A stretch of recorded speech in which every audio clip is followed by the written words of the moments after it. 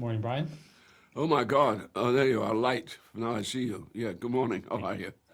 How are you doing? Good, good. It's Fine. 6 a.m. for me currently in Canada. Yeah. Oh, we'll get started on with the questions.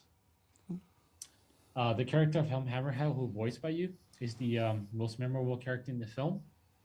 In Tolkien's book, he's depicted as the most powerful and hot-tempered king, whose fierceness become very legendary. However, in the film, we see more facets of him, especially in the later half, where his attitudes towards his daughter and his views, where he's views on the fate of the kingdom and its people are revealed. What do you think this character signifies for us today? Well, I think he is the last dying call of the patriarchy. He is he's a quintessential patriarch, and that world. It's very interesting.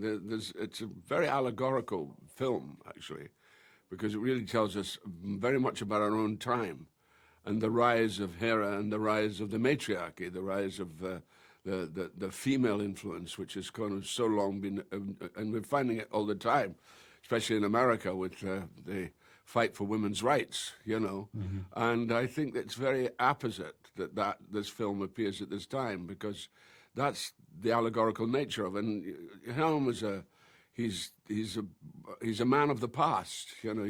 He represents a world that's has been forged by men, but not necessarily very successfully. And Hera brings a new energy into it, and in a way, he towards the end of the film, when he resigns himself, he gives it over to her. He realizes that she is the future, and she should be the future. So in a way, he comes to realize something that he never expected because he's a man of his time. He's a fighter. He's a warrior. He's fought for good against evil. But it's always the fighting, the fighting. It's always fighting. It's never about negotiation or talking or anything like that. It's brutal, and the brutalness comes across. But so you see that, and you know that must come to an end, and that the future is the daughter, Hera. Thank you so much. In this film, Helmdar you portrayed is the most impressive among all the characters. As far as we know, you have extensive experience in drama and audiobooks. Could you share how you prepare and develop your voice work before the recording in order to make the character more vivid and impactful? Well, the thing is, I come from in the UK, we are very much still a radio, ironically, a radio country. We love radio. I love radio. I love appearing on the radio. I love voice work. My voice is one of the most important. It's the thing where I can tell my story, and my voice is important. So I've always taken care of my voice. Right from the word go, when I was 15, I was invited to a voice class.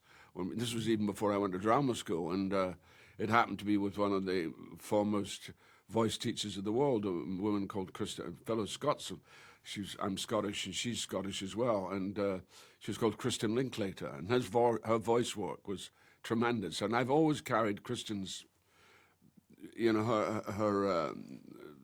her views about the vocal, how the voice actually works from the diaphragm, and how it goes through the chords, so you avoid strain here.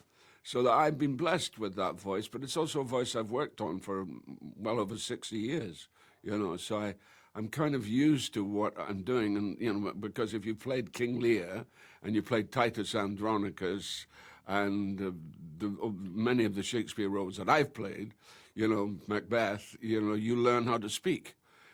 Speaking is important. So when you get a part like Helm, it's a no-brainer that you have to be able to understand the high notes that he gets to, and then also the way he can talk calmly and surprisingly as well. Mhm. The story of the Lord of the Rings has always been about the allure and the corruption of power, both for individuals in society as well as the disaster it brings to many. Is there anything that you'd like to share with the audiences regarding the purists fans about the movie in China? Because some of them, they either have really good opinion or very more. How do I say this? Uh, I'm not sure if you have enough time to finish this question. No, it's a good question, though. I think I know what I think I know what you're implying. Yeah, I think the world seems to recognize one thing, and the governments of the world seem to recognize something different.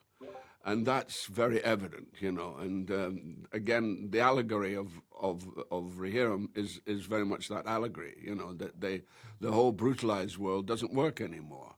And it doesn't work hammering on people. It only works through learning to live together, through the notion of harmony. And that's the great influence that women have. Men are, you know, we can be very brutal. You know, and you look at the loss of people during the Second World War, for example, you know, I mean, everybody goes on about D-Day, but the loss of people immediately after D-Day was horrendous, absolutely horrendous. So you're going for, why do we always have to come to that point? Why do we always have to come towards a brutal finish? And I believe it's because we live under old laws, that we haven't evolved nearly enough to deal with the what's around us.